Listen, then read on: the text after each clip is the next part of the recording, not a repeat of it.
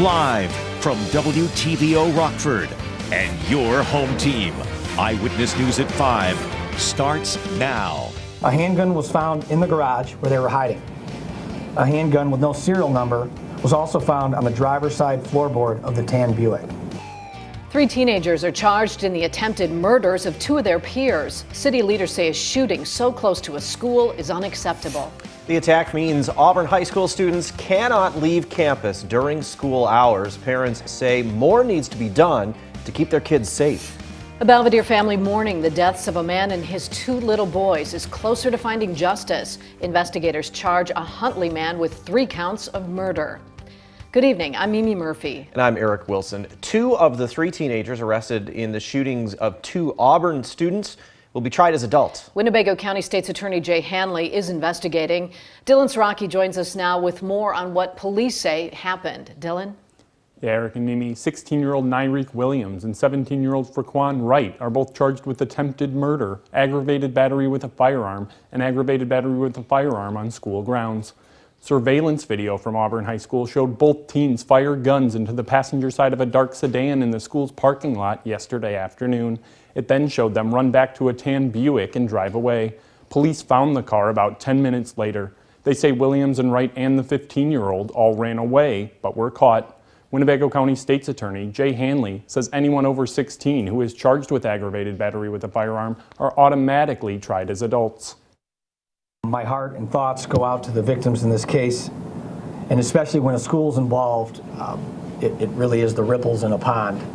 It goes beyond those 2 victims. It goes to all the students and staff at Auburn High School. Hanley can decide if the 15-year-old will be charged as an adult as well. Eric and Mimi. All right, thanks, Dylan. In response to the shooting, RPS 205 administrators change who can enter and exit Auburn High School. Michelle Rave spoke with some parents about the closed campus rules. And Michelle, is this giving them peace of mind? The school district put new rules into place this morning to keep students safe, including making Auburn a closed campus and making sure students show parking passes. But some parents believe these are not enough.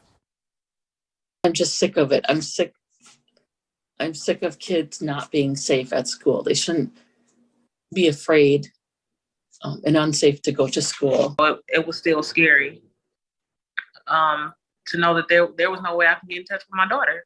Parents of Auburn High School students say they're worried their kids are getting too accustomed to violence. It almost didn't faze her. She's just like, yeah, this is what happens when you go to school. And I'm like this isn't normal. This isn't normal. It's sad to know that it's becoming a norm.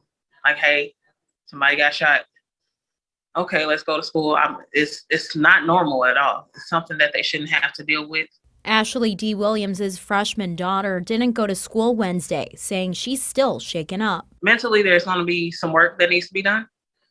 We did go seek counseling that the RPS 205 offered. Heidi Underhill says the violence will always be a concern. I'm relieved my child was far from it, but it's not a relief it happened. And both mothers agree. It'll take the entire community to make a difference. And I feel like Auburn kids have to view themselves as loved kids of the community, not just as a troubled school where bad things always happen. We need the families to get involved. We need churches to get involved. We need everyone, aunts, uncles, cousins, brothers, sisters. Everybody has to be a part in supporting and fighting against the violence. The school will continue to modify and add some additional changes, which they'll announce over the next few days. They encourage parents to reach out to their students' academy principal for questions. Mimi, Eric?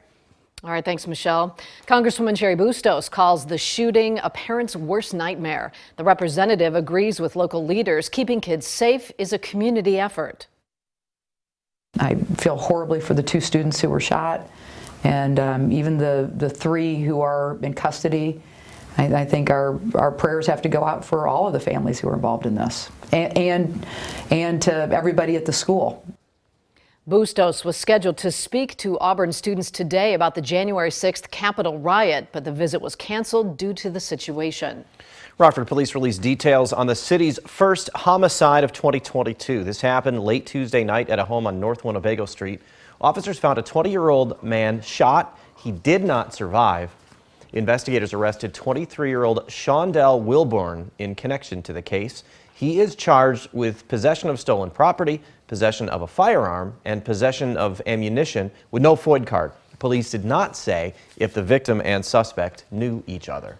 Belvidere police charge a man in the triple homicide of a father and his 2 young sons. All were killed back on Sunday, December 19th at their home.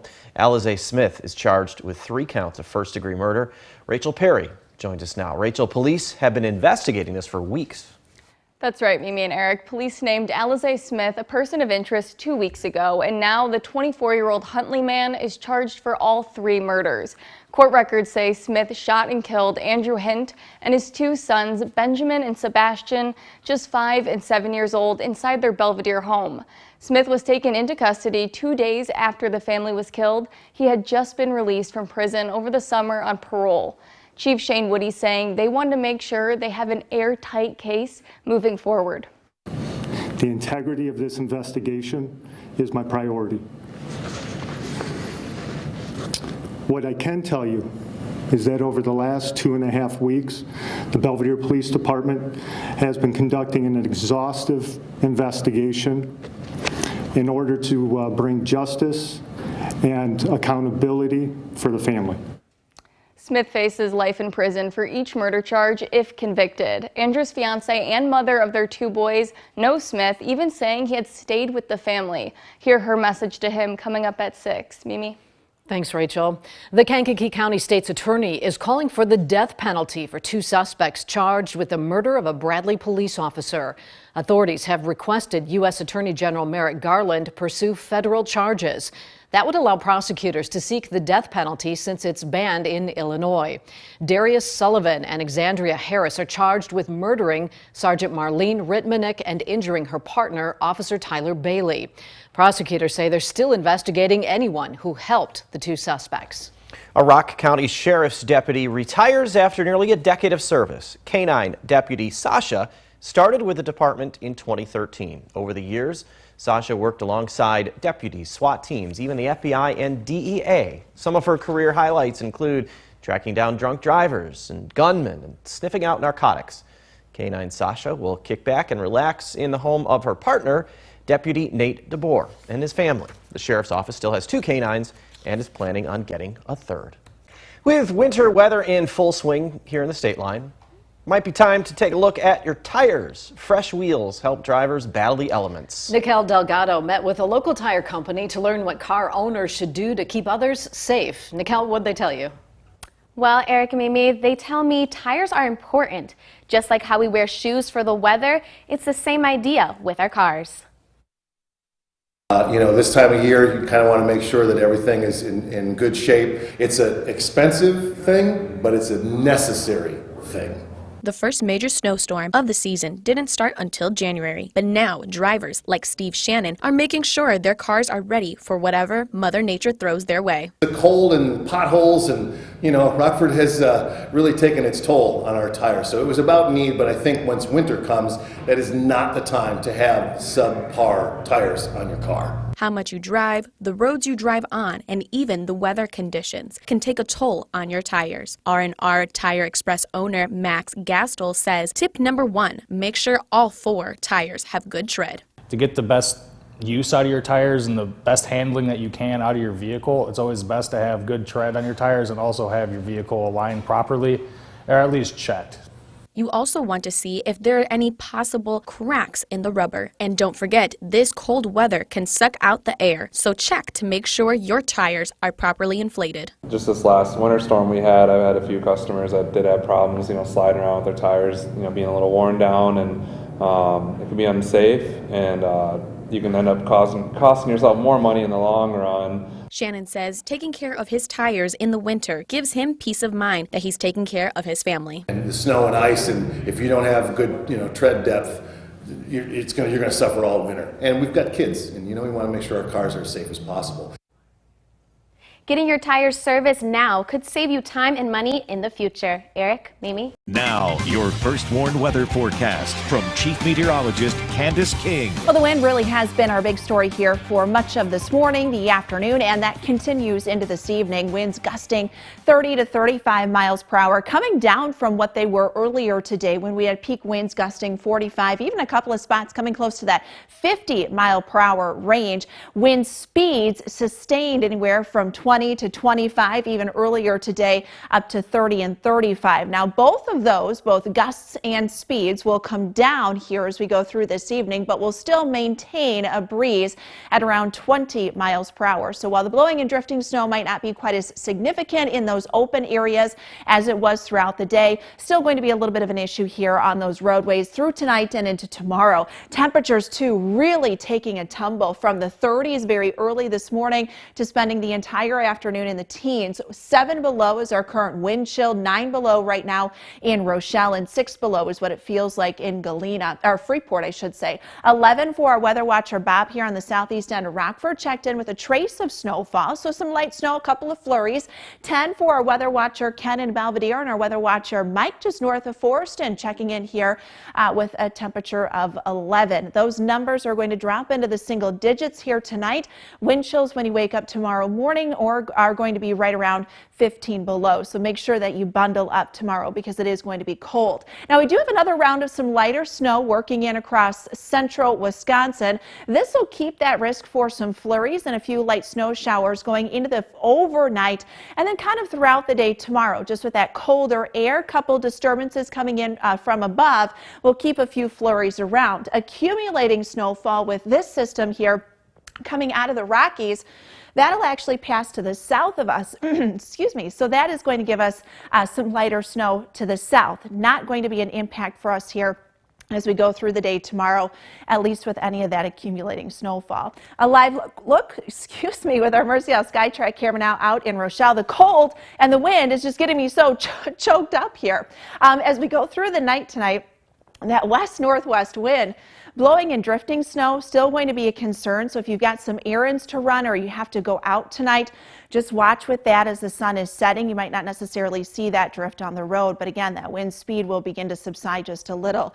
Tomorrow, you've got winds that'll be gusting at about 20 miles per hour, so still those open areas prone to some blowing and drifting snow. And as we go through time with our futurecast wind gusts, that wind direction shifting a little more to the northwest here later tonight and during the day tomorrow, so that's going to kind of help reinforce a little bit more of that cold air. So tomorrow, our temperatures are not going to make it out of the teens, and the wind chills for the afternoon are still going to stay below zero. In fact, as we go through the night tonight and into tomorrow, that wind chill down to about 15 degrees below zero and staying cold throughout much of the afternoon. You've got the source of the cold really gripping a lot here of the plains, the Midwest, and then into the Great Lakes. So temperatures tonight, we're down to 3. Tomorrow, only up to 13 for the afternoon. Wind chill down to about 10 below. We stay right around 10 on Friday. We do bump that number up to 30 on Saturday, but have to watch for some mixed precipitation, maybe some freezing drizzle, freezing rain in the afternoon.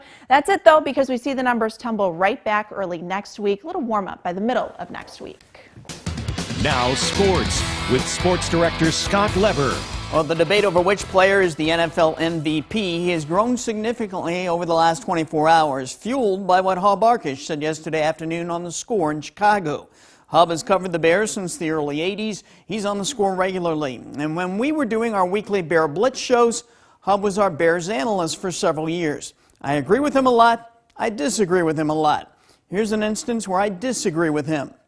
Hub is one of 50 writers who get to vote on the NFL MVP award. Yesterday, he said he would not vote for Aaron Rodgers. Hub didn't like the strife Rodgers caused last spring and last summer by threatening not to report to the Packers. Hub says Rodgers punished the organization, his teammates, and the fans.